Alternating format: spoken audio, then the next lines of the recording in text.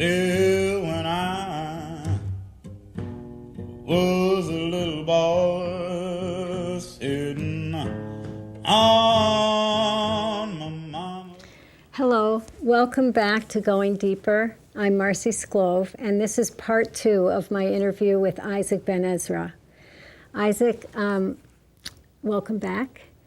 And I want to start, during part 1, we first looked at your early childhood life growing up as an immigrant family in the Lower East Side of Manhattan. But now I want to kind of ask you to talk about what happened after you grew up, after those early youthful years in your 20s and such. What was life like then, and how did things develop for you? Well, I think like most young people, I was trying to discover what was it that I wanted to do for a living. In those days, you talked about making a living. What kind of work? I didn't go to college immediately. It wasn't available. I wasn't ready, whatever the reason. But many young people went into the workforce or went into the Army. I had rheumatic fever, so during World War II, I kept in touch with my friends all over the world, and that was a very interesting time. But we were very much caught up in the war and what was going on. And this was before email. This is before email, right? But one thing that I was developing, which was informal, was sculpture. I've had the first opportunity when I was in a hospital for 6 months with rheumatic fever. My sister brought me some clay, and I'd make little squares, a square for a motor, a square for a car, put them together, and I had cops and robbers. So when I was 8 and a half, I had to be in bed, so I would entertain myself. And then when I went to Irvington House on the Hudson for rheumatic children for a year and a half, I found clay, and I started to create a whole bunch of things, which became part of my growing up. Yeah. And by the time I was 14, I was studying with Chaim Gross at the Educational Alliance in the Lower East Side. And then by the time I was 20, I had a scholarship to Brooklyn Museum Art School with Milton Hewall. So I was trying to connect with the arts in some way, because that's what interested me. And I got a job selling art supplies in the village, because the people who sold art supplies at the Brooklyn Museum had shops, had stores in Queens and also on the Lower East Side. So that's where I made the connection with the labor movement. And the labor movement, the union was on 8th Street and we were on 9th Street. So it was a great way to get introduced into the economic, political, and union life. Okay. And that's what I was doing when I met my wife, Hilda. And then things just moved along, because I couldn't sustain myself in terms of artwork, and I needed to work for a living. I keep repeating that. Right. Working class kids need jobs. They need to take care of themselves. Right. So this was a period right after World War II, and lots of things were happening, and we'll talk more about that. Yeah. You can talk more about that right now if you want. So during, we're at the end of the war. People are coming back. There's all these needs for jobs and housing, and Is that when you sort of became active as a community organizer? Well, I think that I was already active during World War II because we were creating programs. We created a canteen for the kids that were coming back from the war on leave.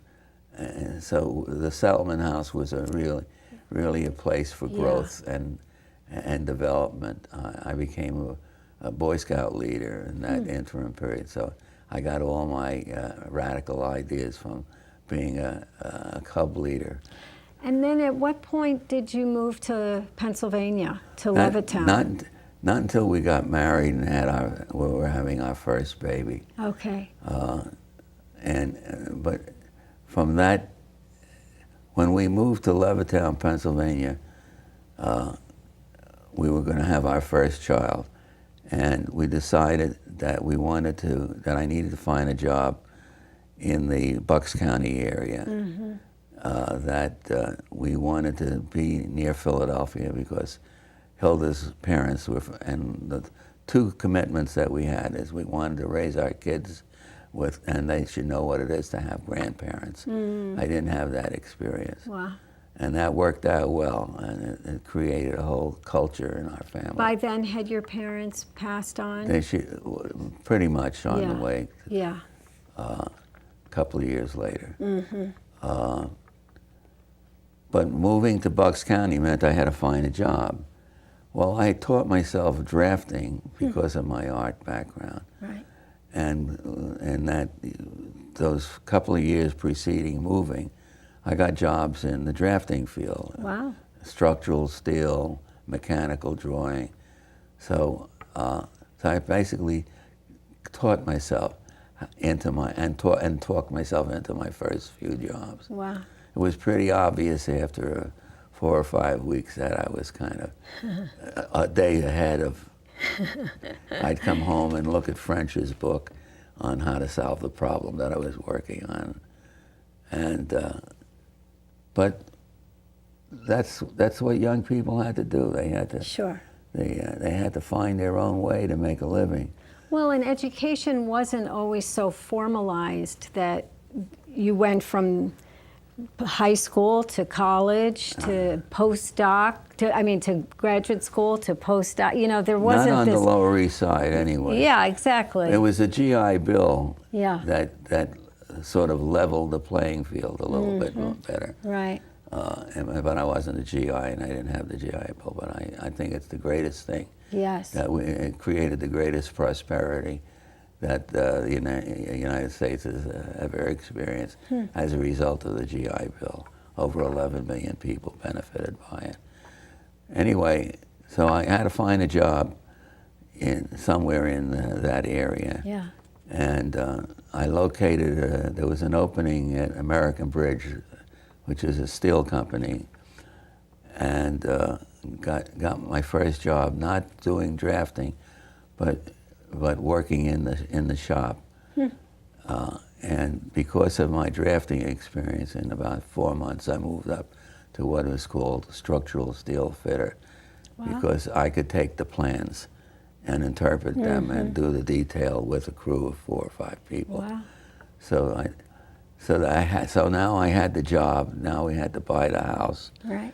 We had to find $1,100, and we bought our first house in Levittown, and it cost us $9,500 for a 2-bedroom Cape Cod. We should only have such benefits today. Absolutely. And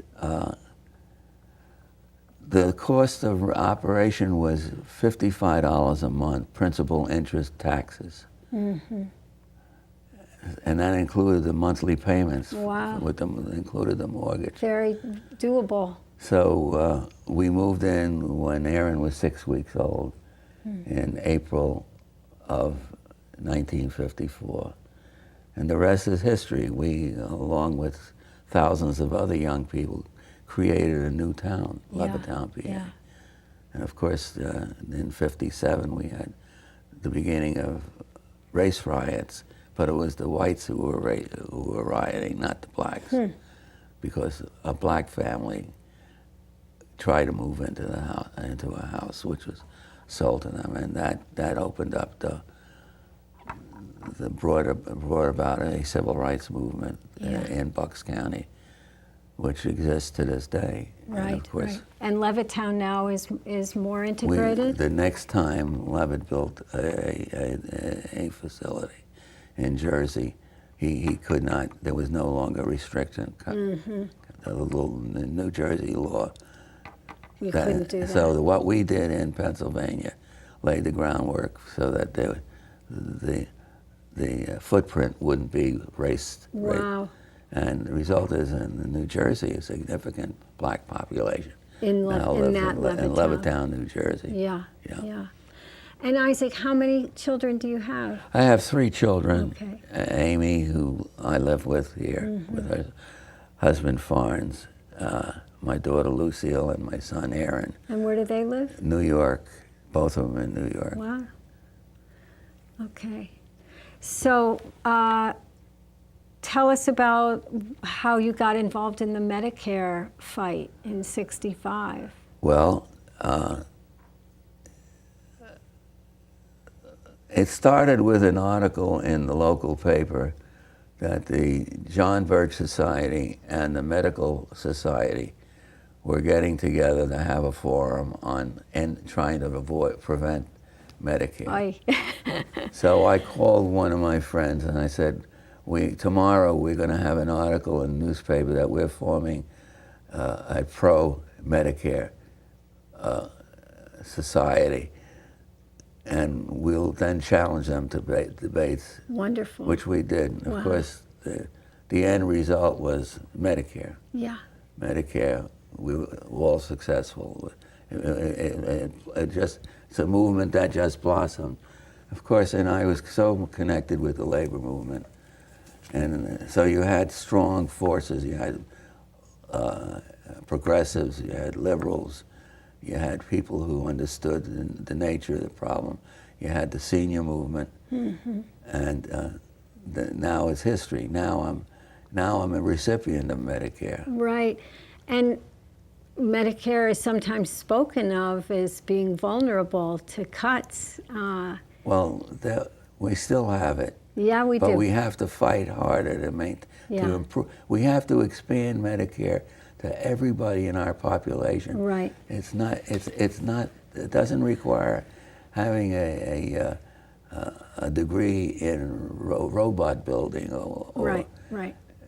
Just extend it to. Well, let me ask you, that brings the question up about the Affordable Health Care Act. How do you think we're doing in terms of providing health care these days? Unfortunately, it was the best we could get under the circumstances, because you had the challenge to the Affordable Act was coupled with telling people they were going to lose their benefits that they had through unionization, the contracts that they have. So a lot of people were concerned about losing for what? It's the people who don't have it that have the most to gain. But if you have it already, you're subject to the propaganda of the opposition. Right. But no one, I mean, people who had It's insurance. It's a system, but it's a system that needs to be worked on in the Right. future. I mean- Not eliminated, but worked on. Yeah, because you are making a simple point. Just take Medicare and expand Yeah, it. but that's too easy. They don't want to too do easy. that, because then Right. you're dealing with corporate America. And that's called something with a big S, socialism, right? Well, listen, I had to deal with the term socialism Yeah. way back in the late 50s, when I organized free polio clinics, because the AMA didn't allow any free polio clinics in Bucks County. Wow. And I organized the community, and we had inoculated eventually 75,000 people, mostly children. And of course they closed us down eventually because this was too socialistic. Isaac wants to bring socialism Yeah. to Bucks County, while in Philadelphia, I learned it from Philadelphia. It was free in Philadelphia. Yeah. Just a matter of where you are. Right. Okay, who's in charge? Right. So anyway, this could go on and on and on. So let's bring it to Amherst now. You moved here in 1996. Yes, built a lovely house on Strong Street. Yes, you did. A lovely house, is true. Very soon became involved, joined town meeting a couple of years later. Got active in the senior movement here and became the president of the bank's senior center. Council. Yeah. We started to have issues. We were part of a larger community of seniors who were faced with health care issues and the cost of prescriptions. And I joined with others Mass Senior Action Council, which is a statewide organization. And before we knew it, we were bringing people by bus to Canada to get drugs. And then we figured there was an easier way to do that, and through email. And so we worked out a system where people were getting their drugs. And of course, These are legal prescribed medical drugs. Made in approved FDA facilities. Just only. wanted to clarify what we were talking about. Well, we know that. Look, I've been in jail for all this time if it wasn't legal. Right. As a matter of fact, I introduced the idea to the town of Amherst. I said, why should we be subsidizing the pharmaceutical industry when we could provide for all our the teachers, the staff, everybody, cheaper cost, not cheaper materials, but drugs at a lesser cost.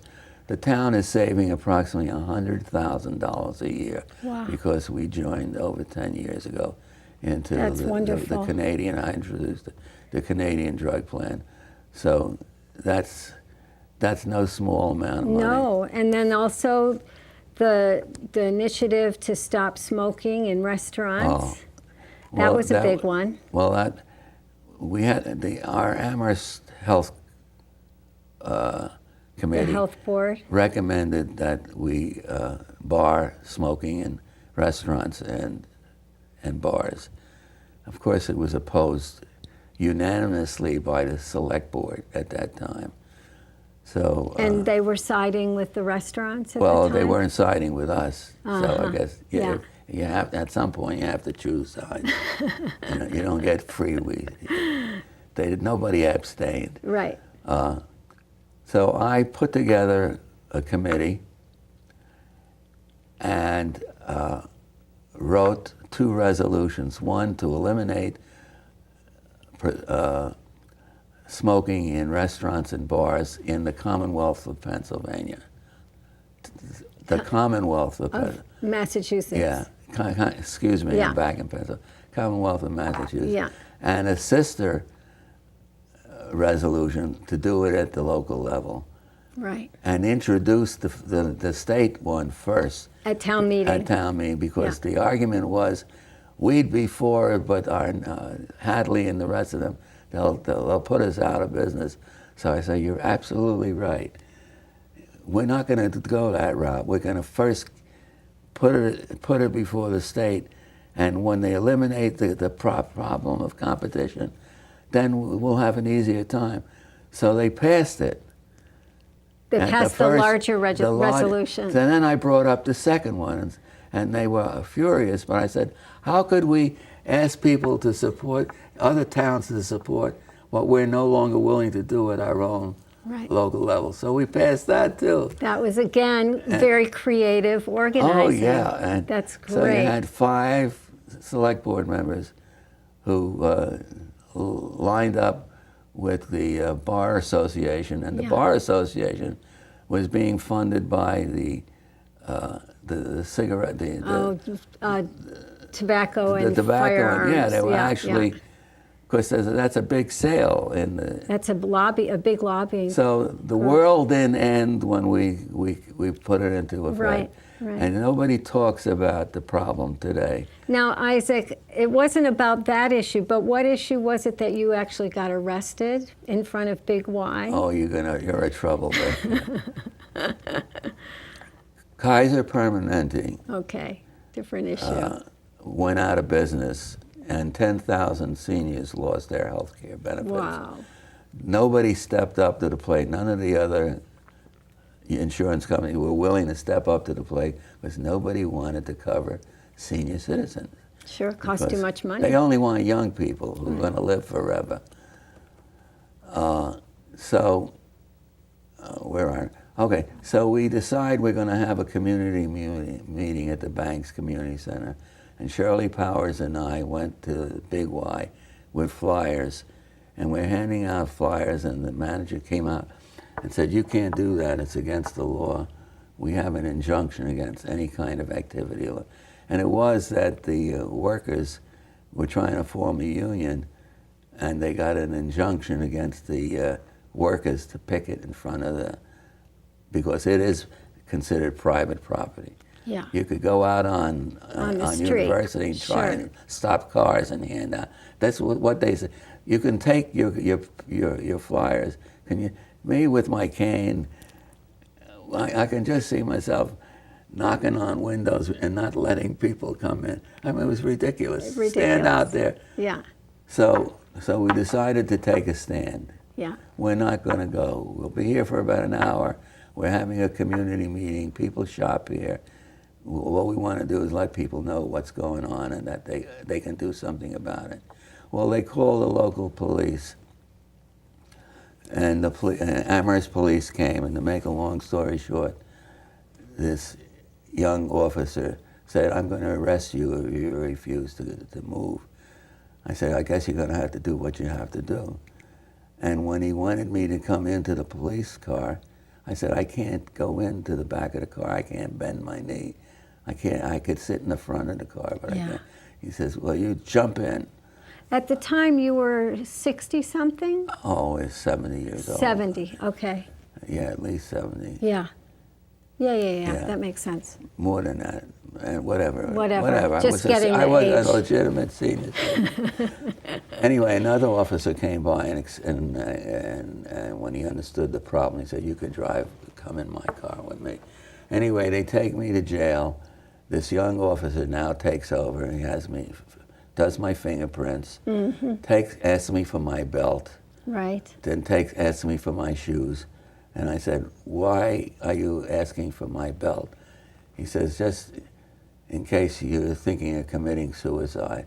And I said, "Not today." I was a pistol. And I was white, so I got away with that apparently. Right. And I was a senior, so I think that saved me. So what else did they Meanwhile, ask you? he asked me to identify myself. I said, "Nope, I'm not going to identify myself." I said, "I'll wait until I have somebody, a lawyer or something." And he says, "Well, you're going to stay in jail until you identify yourself." I said, "Okay, my name is," what's going on? Rosa. Rosa Parks. Yeah, that's right. "My name is Rosa Parks." And he looks at me, he says, "Mr. Parks." I said, "Excuse me, it's Mrs. Parks." And then so I wind up in jail. And of course, very shortly, my wife and Amy came, and the chief of police, Chief Sherpa. comes and says, "Isaac, what are you doing here?" I said, "You have to ask your police officer." So he says, "Give him his shoes back, give him his belt, come into my office." And the wind-up was the following Monday,